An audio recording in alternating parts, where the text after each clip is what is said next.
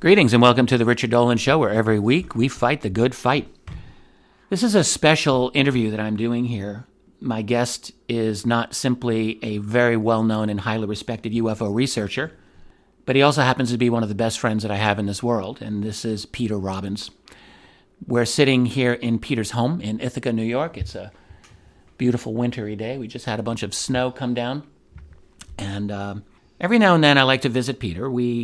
We've known each other for almost 20 years, and we live less than 2 hours apart. So I'm in Rochester, Peter's in Ithaca.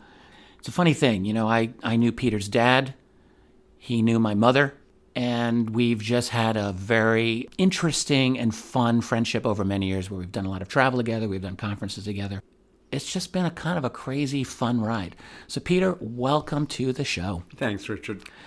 Yeah, and what we're going to talk about this time is something that nobody knows about. And the last time I visited you privately, we did not record this, but you told a personal story about yourself and your sister Helen that when we really stopped and reflected on it, we realized this is, historically speaking, in the field of UFOs and encounters, of genuine high-level significance. And it's been completely overlooked. And I mean, frankly, you just haven't talked about it in a public venue, to my knowledge. I know you've talked about it generally speaking, but the details of this encounter that you had as a young boy with your sister in 1961 is of genuine historical significance. So why don't we jump in and you can talk about this? Yeah, to begin with, Richard, I should give our listeners some idea of who I was when this happened. If you're looking for a story of overcoming tremendous odds or struggling against adversity, look somewhere else. I had a very happy childhood. Overall, quite ideal. 2 wonderful younger sisters, 2 terrific parents. Born in New York City in Queens, where I lived until I was 7. Moved us out to the suburbs to a beautiful little village about 30 miles east of Manhattan called Rockville Center, where I came of age. Yeah. And lived until I left for university. When this happened, I was 14 years old. My sister Helen was just 12. It was... Can we just point out that Helen became famous in her later years as a great punk rocker? Yeah. Playing at CBGB's, knowing like people like Patti Smith and the Talking Heads and Blue Oyster Cult. She was very tight with them and had a great career herself. And honestly, she's one of those punkers of the late 70s who you really look back and think she could have and maybe should have been at that level that some of them were. And it didn't happen for her, but she was extraordinary. She was the one who perpetually missed getting that first big recording contract, in part because she was already making money as a lyricist for the Blue Oyster Cult. Had a band, the Helen Wheels Band, performed under that name for 10 years before she worked with a group called the Skeleton Crew in her last years. And, they'd work for a year, train, and then as they were going into that point to secure a contract, one of them, Dee Snider, the Twisted Sister Really Needs Me, I Love You, But I've Got to Move On. I don't want to name all the musicians, but she opened for, on different times, Iggy, certainly the Ramones, the Talking Heads, Blondie, Television with Richard Hell, the whole pantheon. They were all thick as thieves. As you know, in the hallway, there's a slew of gold and platinum records, which I have to say, 1 gold and 1 platinum are mine. I may be the only ufologist in the world to have that honor for art direction work for Blue Oyster Cult albums, still good friends. Nice. And at 14, I was the kind of kid that really doesn't exist much today. It's all obviously in the analog days, in the before times, where for me, my passions were, I was missing the sports gene. So that didn't make it work well with the tougher guys. I was always the shortest kid in my class. I was a voracious reader. I was the ultimate nerd. And flying saucers were simply not part of my world, except sometimes on a Saturday afternoon, me and a couple of my friends would go to the Fantasy Theater in Rockville Center. We'd see a great B black and white double feature where the aliens were almost always bad, right? Threatened humanity. Special effects were modest, but we enjoyed every minute of it.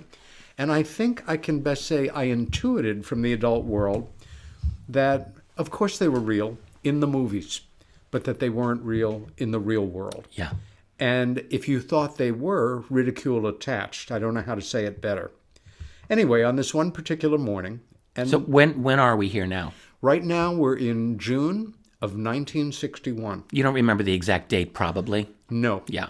On this particular late morning, my sister and I were goofing around on the front lawn, and it was a moment that maybe a lot of your listeners who are old enough or young enough can relate to about life in a small town or a village. There was nobody around. The good humor truck wasn't going by. The scissors sharpening truck wasn't going by. That's something from another life. There were no other kids playing, no cars going by, no adults on the street. And there was just the wind in the trees and a perfectly blue sky.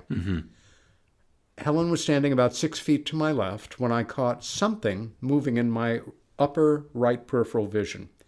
And I looked, and I have relived this on 3 occasions well after the fact in hypnotic regression with 3 different individuals. 2 of them, my early mentors, Bud Hopkins and New York City Detective Police Sergeant Pete Mazzola, and a friend who had taken a hypnosis course. That I didn't get much from.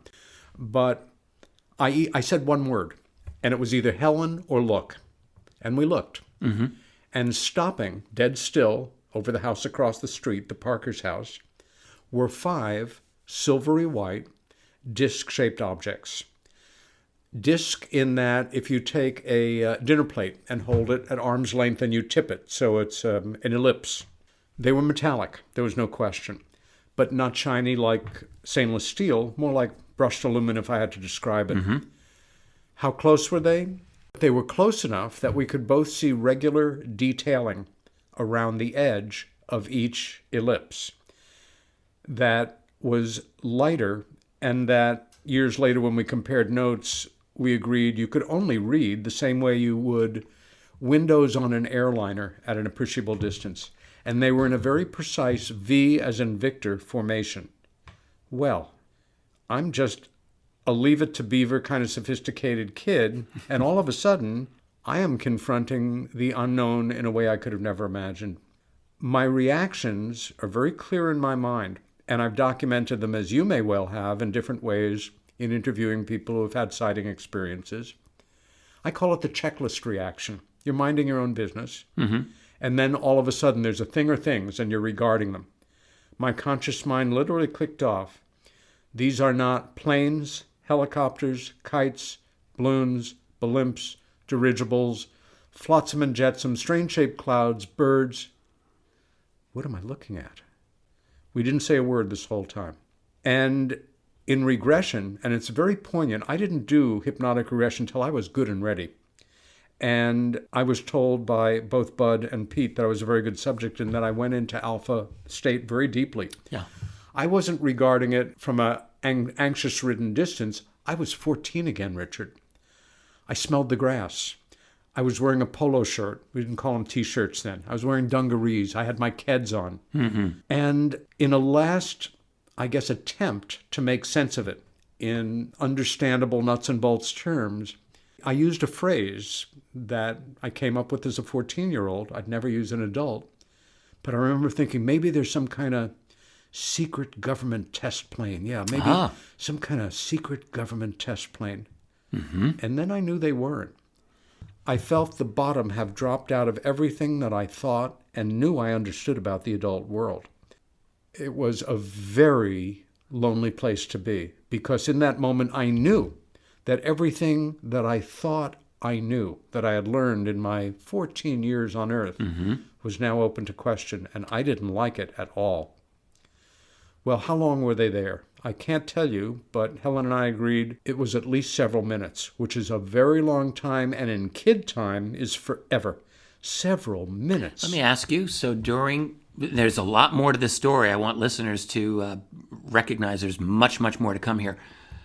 But during those few minutes, that is a long time. You're right. On a quiet afternoon with nothing happening, what else do you remember about those few minutes? I liked my life a lot as a kid at that point, except At 14, I was going through major adolescence, and I was still a Boy Scout. I loved camping out in the woods. I loved forest craft. I loved wearing a uniform. It's amazing I didn't have a career in the military. I think Vietnam had something to do with that. Mm-hmm. But I longed for a girlfriend. All those hormones were kicking in like crazy. And I knew I was already up against the wall. I was short. That didn't necessarily work well for me. And I realized on a certain level, if I ever, even at this point of staring up, if I ever talk to any of my friends about this in junior high, any one of them, if they ever tell a girl, that girl's going to tell another girl. And you're sunk. I might never have this thing called sex in my life. And this was something that... So you were worried about that while you were looking totally. at these objects. I was in the already sky. thinking about... the repercussions. That's it. I would become a joke. Look, Peters thinks he saw flying saucers. It would just be, I'd be in Siberia, in Southside Junior High School. Again, these are momentary flashes of thinking. Right. But Interesting, though. They were guiding. Anyway, after several minutes, people, and I'll did say... Did the objects move, or were they stationary while you were watching them? It was like a frozen frame in a movie. Once they came in, they didn't wave at all. They stayed. They hung, again, for at least several minutes. Okay.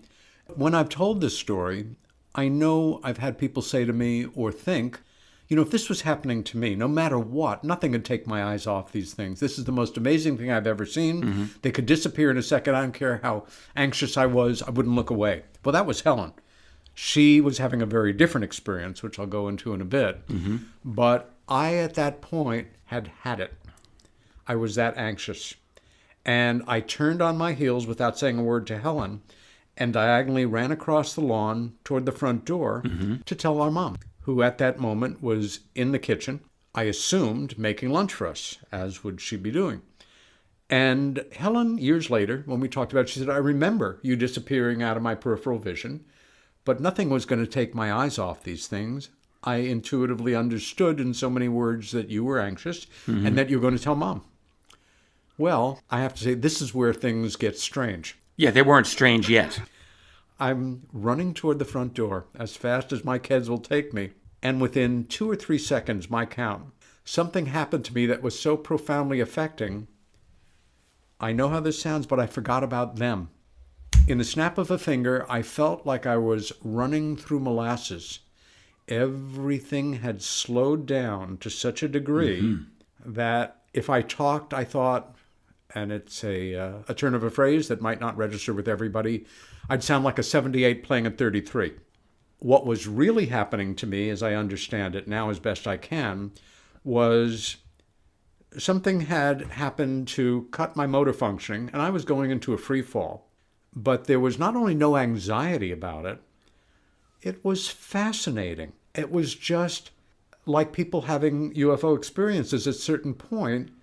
It not only makes no sense, it makes beyond no sense. Gee, I think I'll take a nap now.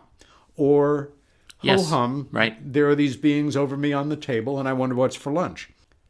I started to fall. But again, So you're still outside the house. I'm I'd say about 8 or 10 feet away from the front door. And right at that point, where the front part of my body is falling toward the walkway, but the back part of my body is on the lawn. Before everything went blue for a split second and then went black, I had 3 clear last thoughts. Number 1, I turned to the left and remarked to myself how beautiful my mother's hydrangea bushes looked. She was a great gardener, and there were lovely pale blue flowers all over them. Then I looked down, and I'm coming down toward the sidewalk, and in this case, there was an ant colony creating a little city there. My last thought, before everything went black, was, what a beautiful day this is. And then bang, for the very first time in my life, I'm out. Let's just stop right there, because you had this terrifying moment. You're seeing these flying discs, and then you're afraid for your social reputation. Totally. So you've got this anxiety happening. You start running to your house. Things slow down. You're in the Oz factor sometimes, we can call like that surreal moment of an experience of having this. Something weird is happening. you then you get into this like happy place. Somehow your emotions just changed, right? And In a split second. You're going through molasses, as you said, and you basically pass out. Bing. In front of the front door of your house. Yep. I'm down. I'm out. So what else? Let's keep going here. Because Well, there's more to talk about. At a certain point, I come out of it. There's a flutter. I open my eyes. I look around. I experienced a moment of anger, real anger. But being a nice kid, you repress those things. And I immediately looked around, of course. They were gone. The sky was clear. Helen was not there. There was still nobody around. If a car drove by, the chances are just as good as not they wouldn't have seen me. Do you have any idea how long you might have been out? We have tried to reconstruct that. Helen worked with Bud on that. I worked with Bud on that. Mm-hmm. I don't know. I wanted to think it was a few minutes, but it was probably at least a half an hour. At least. Because that was at the point where Helen was taken. Okay, well, let's go back to all of that then. So my first physical sensation is a throbbing in my right forearm. And I look. What had happened was I skidded into the sidewalk. Mm-hmm. And I had scraped the skin. Now, once again, hearing my voice in hypnotic regression, not remembering, so to say, being 14 again, but being 14 again. The words that came out was, I think, quote unquote, wow, what a scab that's going to make. For a boy, that's your red badge of courage. Look at that one. You know it. But it's not the way we think as adults. And it was one of the things that was so wonderful for me about these hypnotic regressions. I remembered that. I got to be 14 again. Yeah. And I dusted myself off. Mm-hmm. I walked in the house. Once you got through the front porch, there was a stairway, 3 bedrooms on the second floor, straight ahead, my 2 sisters' bedroom, then down the hall mine, then my parents' bedroom off to the left. And as I walked up the stairs, pretty much to see if Helen was there, I didn't even have to get to the top of the stairs to see her. Her back to me, looking out her window into the backyard. And I thought, private moment, fine. Okay, so wait. So you've woken up after, let's guess, a half an hour. Whatever. You go into the house and Helen is in the house.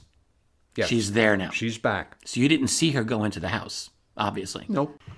I see she's there, and I walk down the stairs, walk through our living room, walk through the dining room, and then stand in the doorway, leaning against the left jamb that joins the kitchen to the dining room. And there's my mom in right profile, and she's at the stove. If memory serves me correct, she was making grilled cheese sandwiches for me and Helen for lunch. Interesting the way hypnotic regression works, and I think this is important to digress for less than a minute because so many people now question it or dismiss it. The quality of hypnotic regression and its value as a research tool completely depends on the practitioner, their training, their intentions, and their character. Mm-hmm. And it was at this point, looking into the kitchen at my mom, that either Pete or Bud said, "What time is it?" And I said, "I don't know." And they said, "Is there a clock in the room?" And I said, "Yes." "Where is the clock?" "On the wall, above right to my mom." "Look at the clock." "Okay. What time is it?" 20 after 12. Wow. These things somehow stay fixed. Yeah. I remember the exact words that I said to my mother. "Mom, Helen and I just saw some things in the sky above the Parker's house that looked like flying saucers from the movies." Word for word. Mm-hmm. And she turned and she looked at me. And there were several long seconds where neither one of us said anything. And what I remember thinking at that moment was, this is the way grown-ups look at each other.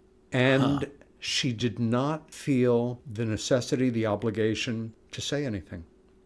That takes a lot.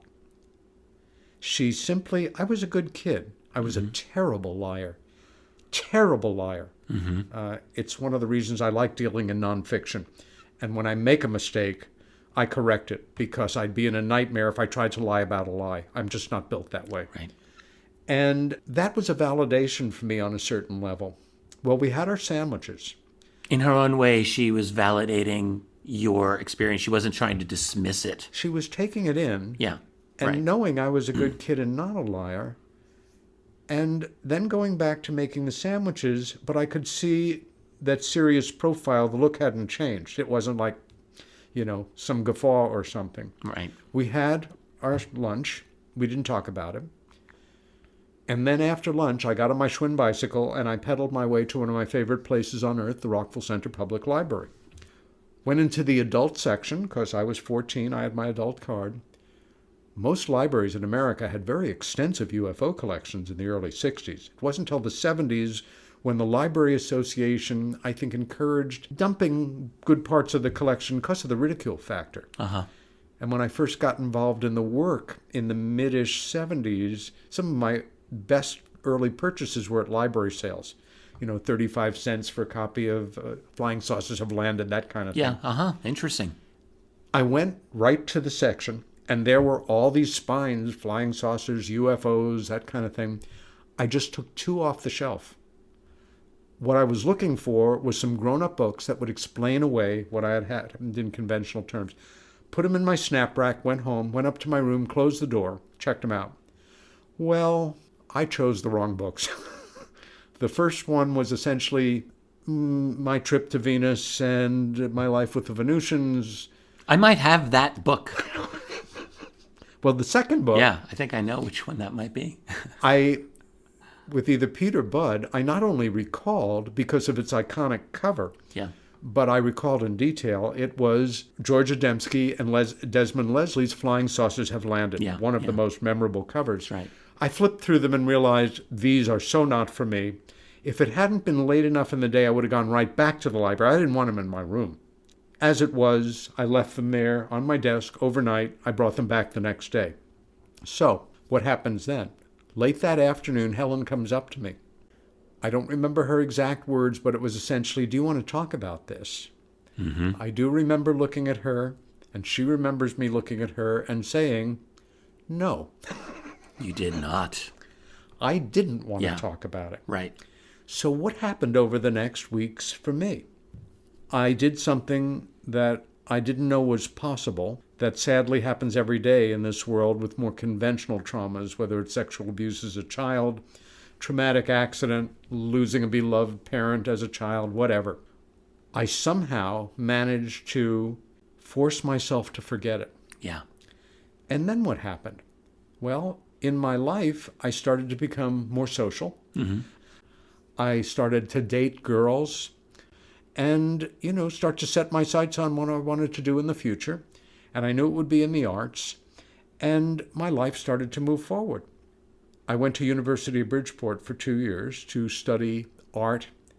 And meanwhile, UFOs, flying saucers were completely out of your consciousness. Completely never paid a moment's attention to the subject. Never once Right. thought back on this until October of 1967. I'm a sophomore at the University of Bridgeport. The 60s, with capital wiggly letters, are exploding around us. Right. Me and my friends are sneaking off, occasionally smoking marijuana. We are into the counterculture, Richard. Mm-hmm. And then 2 of my friends, they were the first of our circle to take LSD. I should say here, LSD was still legal in the United States. And in October, I decided I was going to do it. And this was not, blue acid made in somebody's basement. This was Sandoz Pharmaceutical, manufactured in Switzerland, 400 mic doses in the little glass ampules. And it was a wonderful first experience. LSD was my friend. I became a proponent of it. Took quite a lot of it over the next year or so, and managed to stay on the dean's list for a semester somehow, who knows how. On that first trip, I was tripping my brains out, and I had all my art supplies laid out, assuming I'd use them, and I did. I did drawings and little paintings and things at different points, and take a walk, and something broke through in my memory.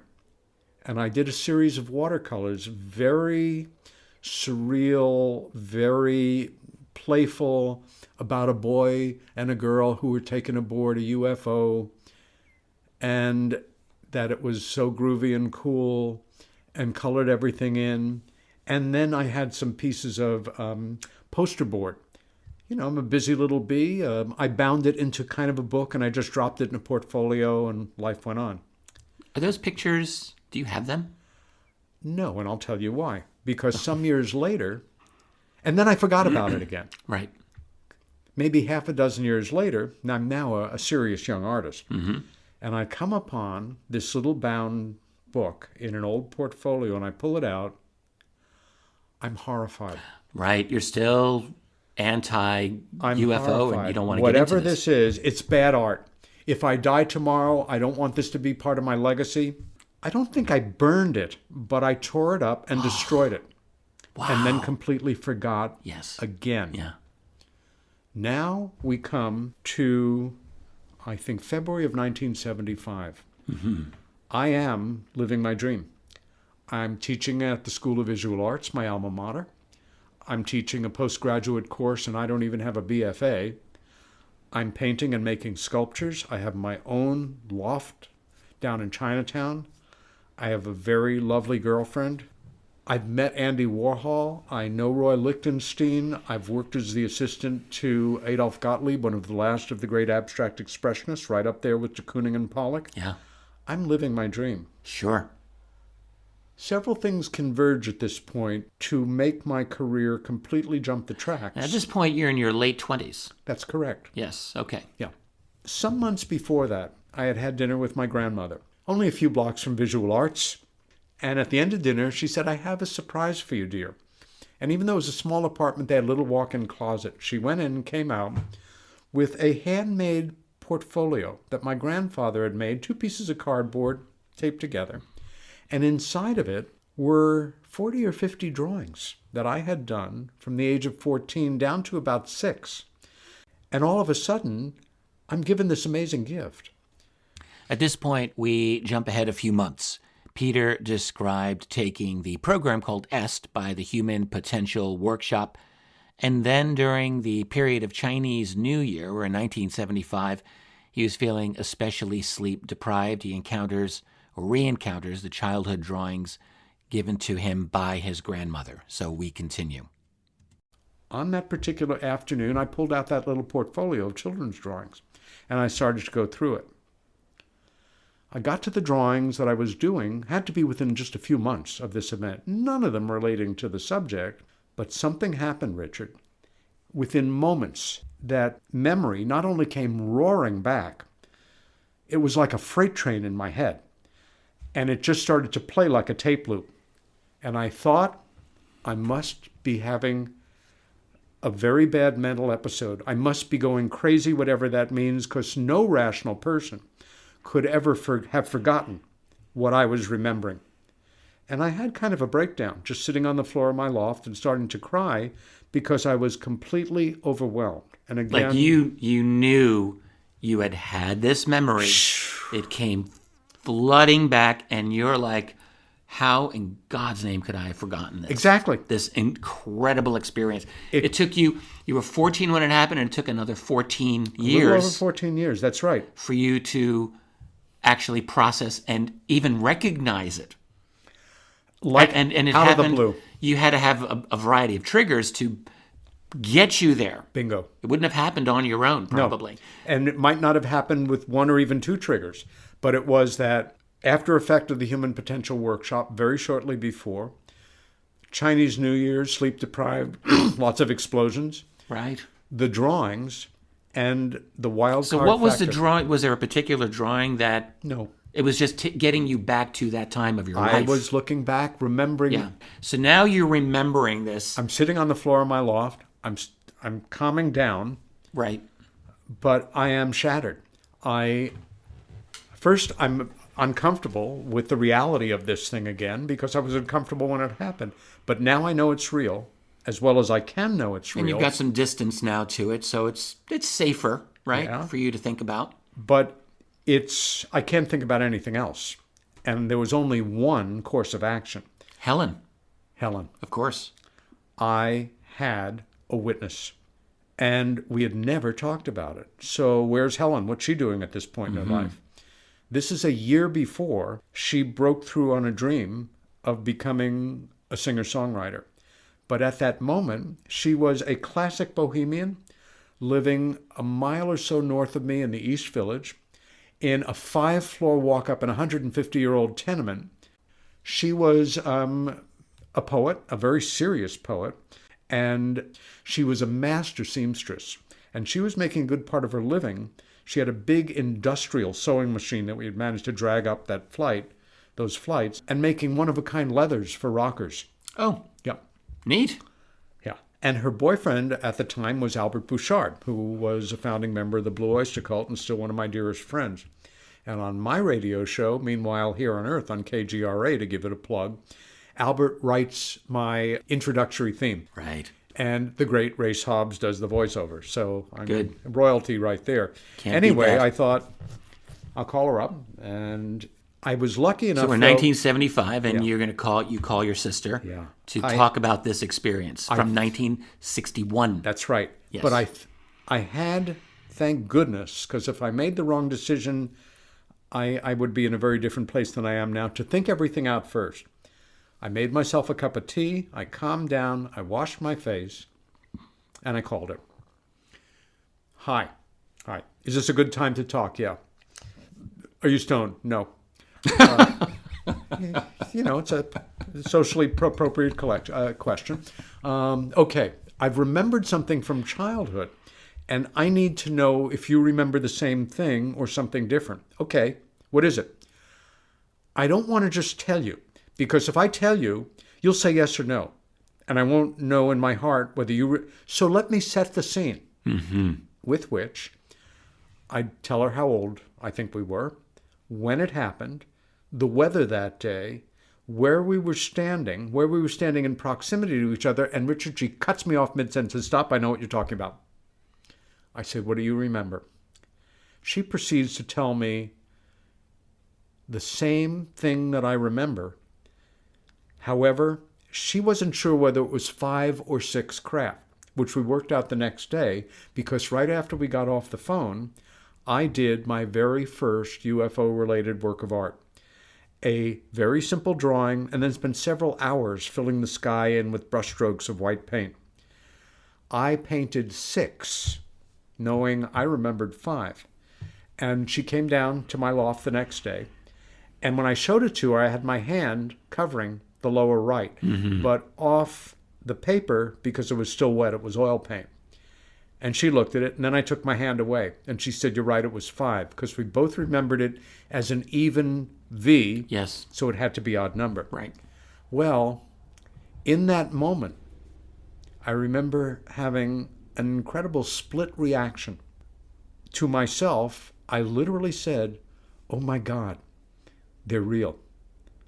Oh my God." Are we in 1975, or are you back to 1961? 1975. Okay. She's just told me what she remembers, the first part of what she remembers. She still hasn't told you her experience yet. Nope. Okay. That shoe is about to drop. But she tells me, remembers the craft coming in, my calling her attention to it. We're looking, the number, give or take 1, but that we're sharing this experience. Yeah. I wasn't insane. And in that moment thinking, oh my God, they're real. Oh my God, they're real. Yes. And then she said one sentence to me that transformed my life in a way that I was not happy about in many respects, and still am somewhat wistful over, because my obsession with the subject that developed that day ultimately displaced and derailed the only dream I had had for my adult life from the time I was a kid, being an artist, a New York City artist. And it was, but there's more. And the second half of the sentence was either, I don't know how you're going to feel about it, or I don't know if you're going to like it. 1975. We are still decade maybe plus from the pejorative term gray to describe a certain ubiquitous type of otherworldly creature. The world of ufology is unknown to me. I don't know there is such a thing. I never thought about it. And she says, but, well, my first question was, how come we never talked about this? Yeah. And she said, do you remember that afternoon I came up to you and I said, do you want to talk about this? I said, yeah. And you said, no. You're my brother. I love you. I respect you. One day led to the next month, led to the next year, and here we are. But if you hadn't called me today, I have a strong feeling within the next weeks or months I would have brought this up. Why? Really? Because, number one, I never forgot it. You never forgot it? I never forgot it. Well, what have you been thinking all these years? Did you talk to anybody? She said no. I didn't have to. I was comfortable in a strange way with the experience. Mm-hmm. And when I'd think about it, I'd think, I'm special. And this is what she said to you. Yes. And that I was okay with it. But there's more. Yes, so can we talk about her experience? Yeah. And I said, what do you mean? She said, well, I remember very clearly you peeling off to my right. And I saw you disappear from my peripheral vision. I knew you were running into the house to tell Mom. Mm-hmm. And then, within 2 or 3 seconds, I saw something that I knew I couldn't be seeing, but I saw it. I saw a blue beam of light shoot out the bottom of one of these things. And I turned to see you in blue light. Then the light went off, and you went down, and I went up. What do you mean you went up? I rose off the ground, and I started to go higher. I remember feeling, same as me, no anxiety. I mean, at a certain point, I guess I knew if something happened, I would fall and I would die. But I was just fascinated. This was the most interesting thing that had ever happened to me. I looked down to see you getting smaller. I looked down to see the top of our house for the only time in my life. And then I looked up. Helen's hair was pretty long at the time, and she remembered my hair flying in the wind and just looking around and thinking, isn't this the most amazing thing? And at a certain point realizing I'm getting closer and closer to the bottom of one of these things. Then I remember being inside and being walked through a curved metal hallway by, remember the term gray doesn't exist, and she is coming from her 12-year-old memory and applying language as best she can. She said I was being walked through the hallway by a bunch of little beings with big heads and big black eyes, and one very tall one. And I think it was the tall one who was talking to me in my head. What are you talking about? Remember, I've never heard anything like this in my life. I knew nothing about this subject. Right. Now, it's one of hundreds of accounts, some of them word for word. She said, I felt no anxiety, just curiosity. And the next thing I know, I'm on a metal table. And they're all around me. And I have no clothes on. And it's not even an issue. And what I'm hearing in my head is, and you have to forgive me here because I forget whether it was, you've seen us before and we'll see you again, or we've seen you before and we'll see you again. Mm-hmm. You're special. We will not harm you. We love you. Well, Helen's relationship with these beings, I think she's like little doctors, for some reason, with big heads and big black eyes who spoke to me in my head.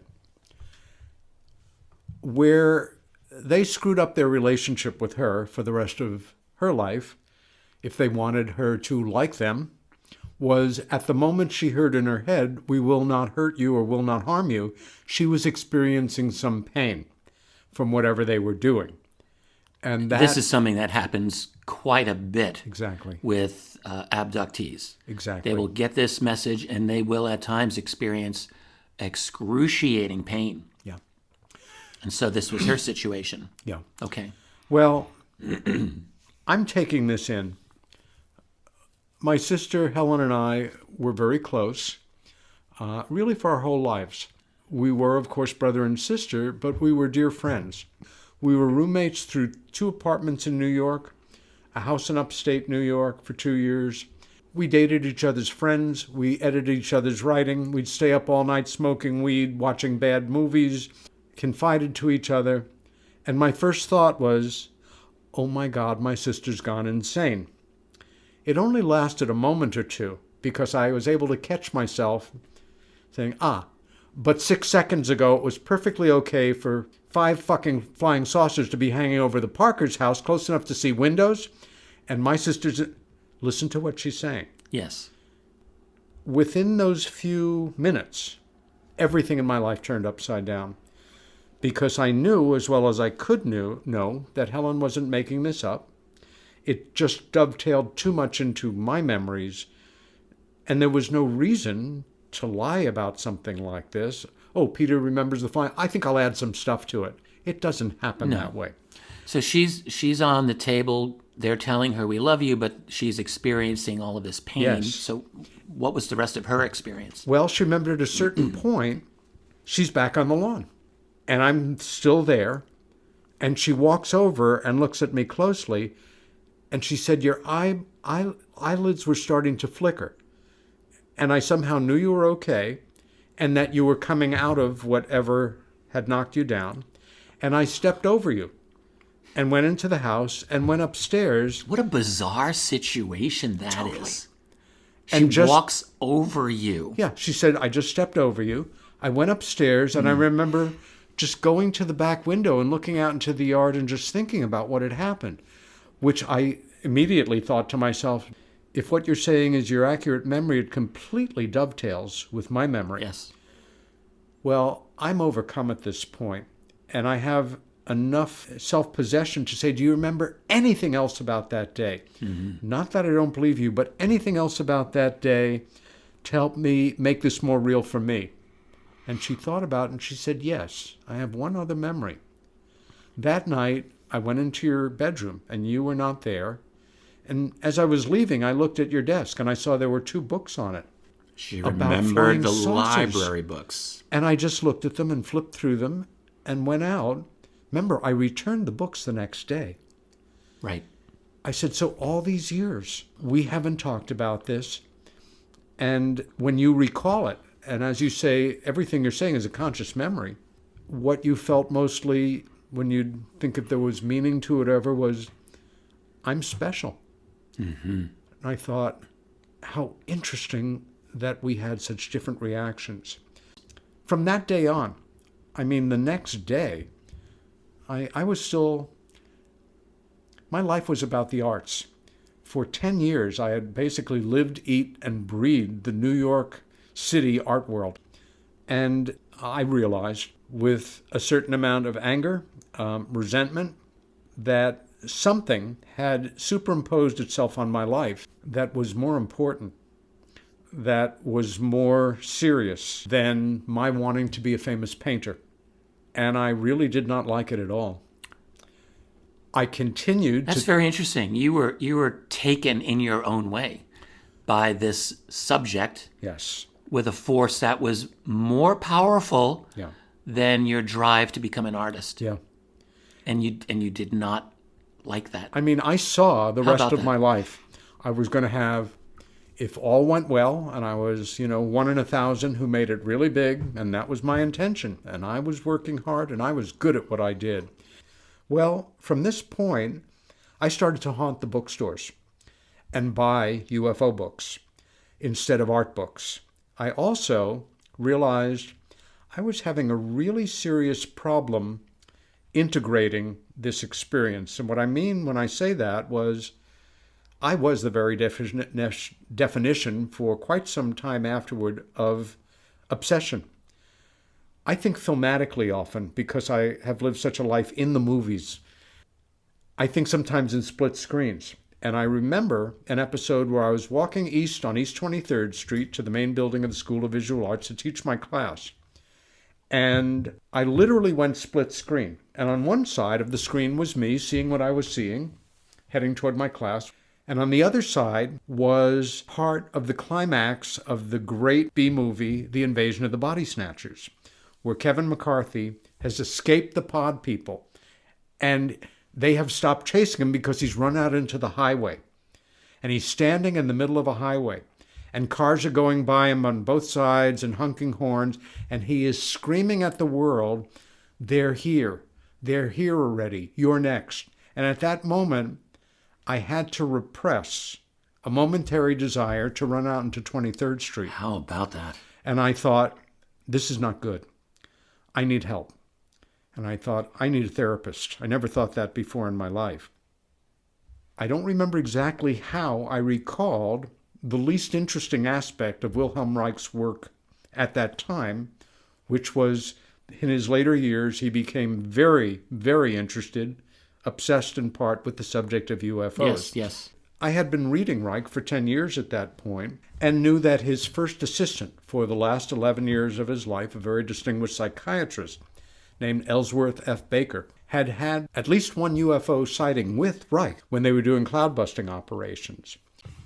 This was 1976. Yeah. There was no internet. There was no way to Google. But I learned that he was not only alive in his 70s. Dr. Baker. Yeah. Yes. But alive and well. One of the books I had read adjacent to my readings of books by Dr. Reich was a very lovely memoir by an actor named Orson Bean called Me and the Orgone, which talked about his therapy with Dr. Reich and Reich with Dr. Baker. Uh-huh. And Baker maintained an office in his home in Red Bank, New Jersey, but he also had an office for decades right on the water at 89th, 90th Street. Mm-hmm. And in Bean's memoir, he talks about the office itself physically, his therapy, etc. And I learned that Dr. Baker was alive and well, and that he still maintained that office. And I thought, this is a man who's had a sighting. And he wouldn't laugh at me. Mm-hmm. And I went to the New York City phone book, you know, that big monster book. Yes. I looked him up, and I cold called him one afternoon. Hello? Hi, Dr. Baker? Yes. My name is Peter Robbins, and I'm a UFO researcher. I'm just starting out, but I know that you had a sighting with Dr. Reich, and I've been putting together a little portfolio. I figured you didn't have, time to keep up on the subject, and I'd like to drop it off at your office. My ulterior motive, certainly consciously, was to meet this great man who had worked with Dr. Reich. Yeah. I see, Mr. Robbins. I'm busy right now. Can you call me back about this time next week? 6 weeks in a row, Richard. Now, I later learned from a colleague of his that this is not unstandard for certain busy therapists to find out how serious your intentions are. They figure to go into therapy, but for me it was just to meet him in my conscious mind. Mm-hmm. And after 6 weeks, that sixth call, I'm next Monday at 3:00. You can come and see me. Uh-huh. He finally broke down. And this you wore him out. all comes back into the story. Good. And I remember leaving my home in Chinatown, getting the number 15 bus uptown, stopped right in front of my house, had my little brown envelope with UFO articles and some documents in it, and thinking he'd be very impressed, and I'd have a chance to have bragging rights about having met this man who knew Dr. Reich.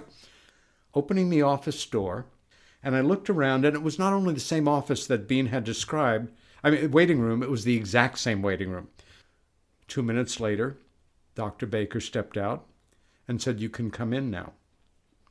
There's his desk. He sat down formally behind it. I sat in front of it. And I said, here's the documents I wanted to give you and just to meet you and say how much important Dr. Reich's work is to me. I see. Why are you here? Right. Conscious mind. I thought I just told you. Oh, dig deeper. You're not. Well, me and my sister had a UFO sighting when we were kids, and I just remembered it a couple of months ago, and I just can't stop thinking about it, and she may have had an experience, and I just really, I see. Why are you here? Now I thought I really told you. I'm really having trouble, Dr. Baker, getting it out of my mind and understanding more about it and just getting back to... I see. Why are you here? Ooh. Richard, I burst into tears. Yeah. And it was so embarrassing, but I realized just do what's happening here, and I just started to sob. I couldn't stop crying. And I finally did. He said, "Do you know why you were crying?" I said, no. And he nodded and he said, the past. And before I left, he said, if you're interested in going into therapy with me, I have this spot open, 3 o'clock to like 3:45 on Mondays. But I need to know within 24 hours because there are other people who are interested. I found out several years later from his Gal Friday that there were over 100 people on the waiting list to go into therapy with him. And I said, I will call you tomorrow one way or the other. Walking out of there knowing I wasn't going to do it because it was going to be $60 a week. And that's crazy on what I was making. And I woke up in the middle of the night, maybe 2 a.m. I sat straight up and thought, I've got to do this. This could be the most important thing I've ever done outside of traveling on my own around the world. I called him the next day. That's a whole other thing we've got to get into. I called him the next That's afternoon. a whole other thing. And I said yes. And it began a relationship that lasted almost 7 years. And at a certain point, he said, you know, this work is important work. And now that you're not focused on your art career, maybe this is what you should do. Maybe you could be one of the people to make an important contribution. Yes. I mean, it's prophetic now when I think about it. He died at about 83, but I had a chance to say goodbye and everything. And Helen was fascinated by it. At this point, Helen's career is starting to take off as a singer-songwriter-performer. And she could have cared less what anybody thought about what she said about it. And it became a subject of certain lyrics. In quite a number of Helen's music business interviews in various zines and more pronounced publications, she'd talk about this and talked about it right up until she died, even in the hospital to her nurse. She never backed down on it. And at a certain point, I think it was by 87, people knew who she was in the work. She and I and several other people we appeared on the Geraldo show with Bud. She and I appeared on the Morton Downey show, and his audience really... I don't think I ever knew that. I think I have digitized copies. We can watch them. They're pretty crazy. Anyway, she went on to become a very public out abductee, encouraging other people to do the same if they felt they could. As an artist, she wasn't worried about, a job in government or in corporate world. Yeah, she was comfortable enough with herself, apparently, that she was able to talk about this without any problem. Did she ever did she ever give any more detail? I want to keep coming back to her experience. Yeah. And also, look, she was 12 years old. That's a classic age for boys and girls, especially girls, apparently, with these abduction experiences. Yeah. Obviously, we know it's tied in with reproduction, hybridization. Exactly. And so I think everyone would be wondering, did she have multiple experiences that she can remember? And I guess I would love to know if there's any more detail that Helen was able to relate about her experiences. Oh, yes. In fact, I didn't prepare for that for this interview. However, she underwent hypnotic regression with Pete Mazzola. Pete did something very interesting. Pete, let me just say this. You worked with Pete. He had a newsletter called the SBI. What did that stand for? SBI, Scientific Bureau of Investigation. And this was a UFO. I've got some of those issues. I've got most of them. And you do. Pete, as you mentioned before, was a New York City police officer and detective. Yes. Obviously a very smart guy. Yes. And was one of these, actually we could say, great UFO investigators. He was. During his lifetime. Yeah. Which was cut short, unfortunately. It was. So you were very close with Pete, and Pete also then worked with Helen. Yeah. So this is important. Yeah. What happened was she, especially with Bud, once I developed a friendship with Bud, Helen did explore to some degree with him an earlier experience and a later experience. So earlier to 1961. Oh, yes. So I just want to say one thing here. Your experience with Helen, I think people some people are realizing this who are listening, but some people may not realize that this is very historically significant. The Betty and Barney Hill abduction case, all right, that took place in September of 1961. And the experience that you have been describing took place several months before that. Correct. And it's not that there haven't been any other abduction experiences. I mean, in Brazil, there was the famous case of Antonio Villas-Boas from 1957 in Brazil, and that has become well known. But the fact is that there are not very many. And I don't know if there's any really well documented American. There probably are now, because I think, there's been a lot of people coming forth with their stories. But this is a really important one, in my opinion, because the quality of your memory, I mean, you're getting into, I would call it a granular level of description. And so there's just so much detail here. And, there's just a lot to support it. Helen has gone on the record. You knew Bud. Bud got into this in great detail. We can maybe get into that. Yeah. So there's a lot here to support what you've been saying. Yeah. And for Helen to describe, this is really the key for me, essentially gray aliens in 1961. Classic. All right. You'll see it in large the black eyes, bald gray heads or bald heads, short. This is very significant because there just weren't these descriptions that were common at all.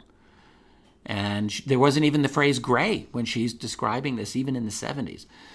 So I really want people to understand, like, you're providing, this is even more than a powerful personal story, which it is, and it's just fascinating. But I think on a historical basis, this sighting and experience by both of you, each of you had your own fascinating interaction with this. I mean, hers may be more interesting just by the fact that she got to see these beings, but yours too. You were physically affected, all right, in a powerful way by this. You were put to sleep. You were knocked out, and your emotions were changed. Her emotions were changed and controlled. It's very obvious. So I think for us to understand the interaction of these other beings, because ultimately when we talk about UFOs, where the rubber meets the road is in our experiences with these beings who are not us. They're not from here. Wherever they're from, they're not from here. Yeah. They're not us. And so you're describing something in a very powerful, vivid way that serious researchers have to take this into account now. In a sense, the Hill abduction experience is deservedly well known as an iconic experience, but I'm just going to give you my opinion here. Your experience and Helen's experience deserves to be alongside that now. All right, and enough time has gone by. I'm very glad that we're having this discussion to get into this level of detail, because people need to understand the historical significance, the testimony, and I'll even say evidence, because I think that we can say this, of what happened with you and Helen. So we're talking June of 1961. So I'm thank you for letting me interject that, and we can go back to Helen's experiences or anything else that she remembers before and after. So can we assume that she was being harvested biologically? I mean, is it fair to assume that her eggs were being harvested? I mean, this is not an unusual thing. It's not an unusual thing. Did this ever come out from her? But as you know as well as I, we always have to be careful with assumptions. That's right. I will say it's a possibility. Yeah, okay. And beyond that, we're purely speculating. She's naked on a table, yeah. All right, in her experience. Yep. Why would that be, right? What other recollections did she come back with? Off the cuff, I don't really remember. However, somewhere in my storage closet, I have several boxes of audio cassettes, and I have copies of her regressions with both Pete and with Bud. And I think there is a transcript. I know there is a transcript of one of those sessions. I hope, this is your sister. This is an intimate member of your family. You're so close with her, but Helen's been gone for about 20 years now. That's right.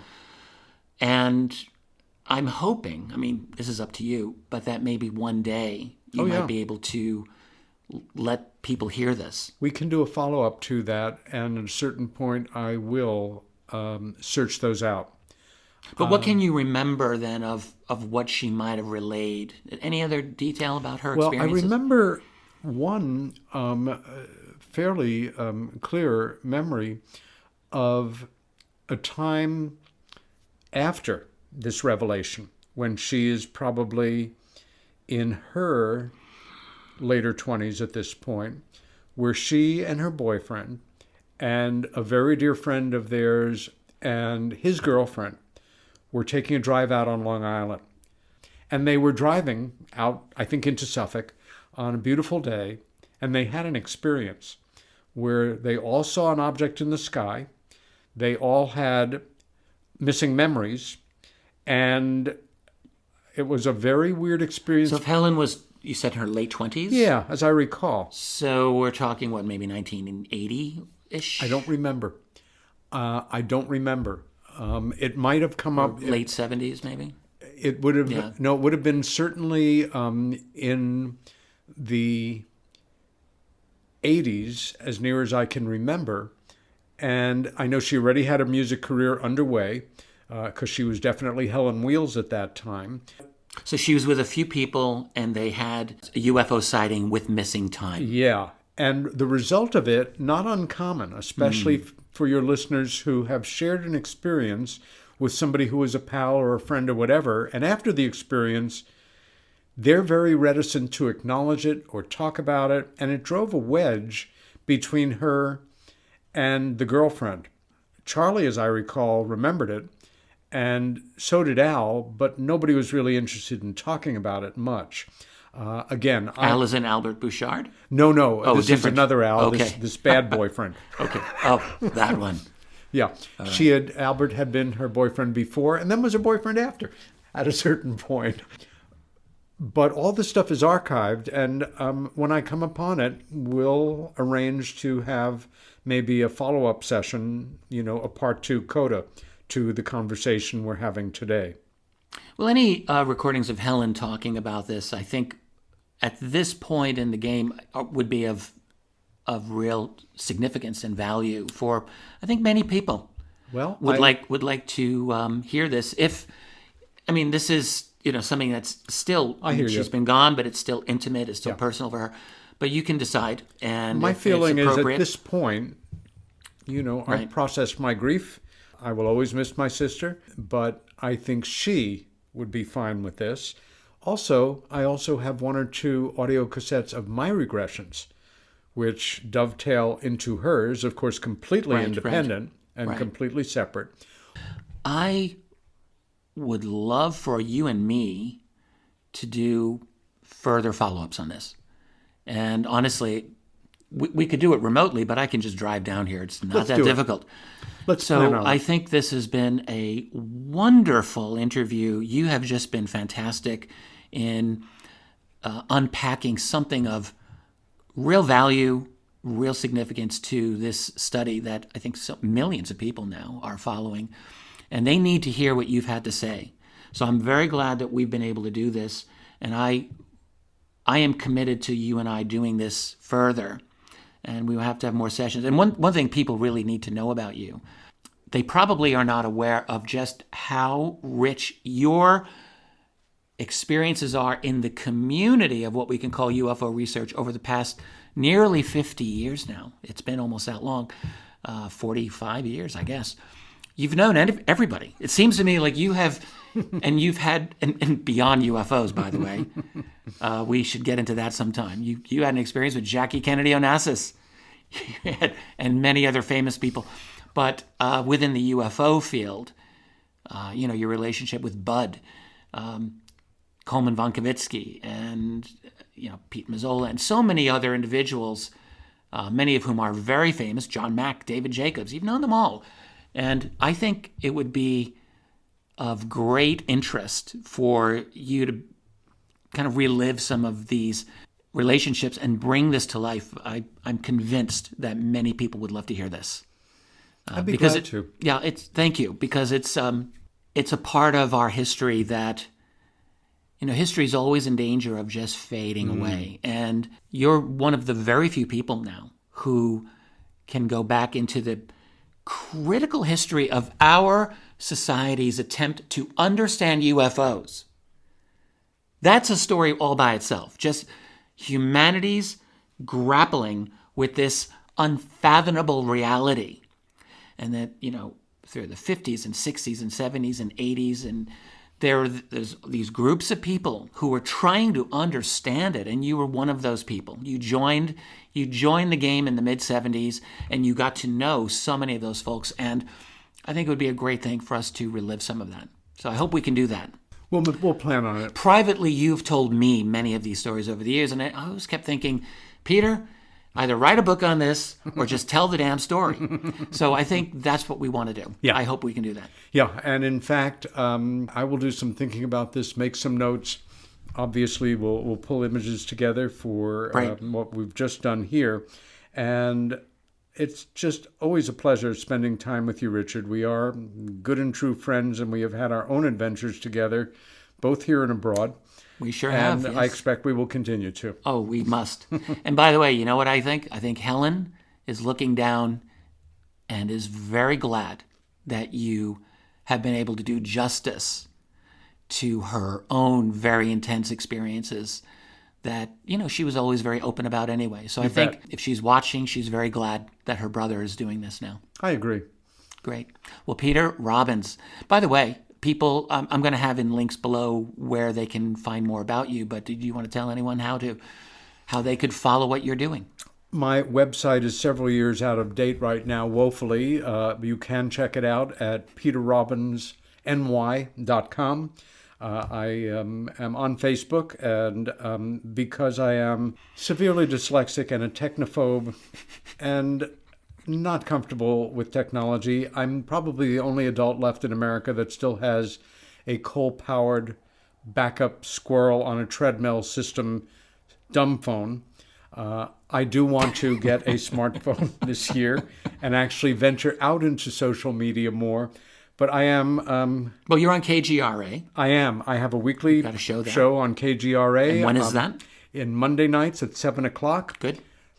Which you can access by going to YouTube or to Facebook, KGRA Digital Broadcasting page, and either listen to or watch there, or just go to KGRA DB, Digital Broadcasting website, a little before 7 every Monday night, Eastern Standard Time.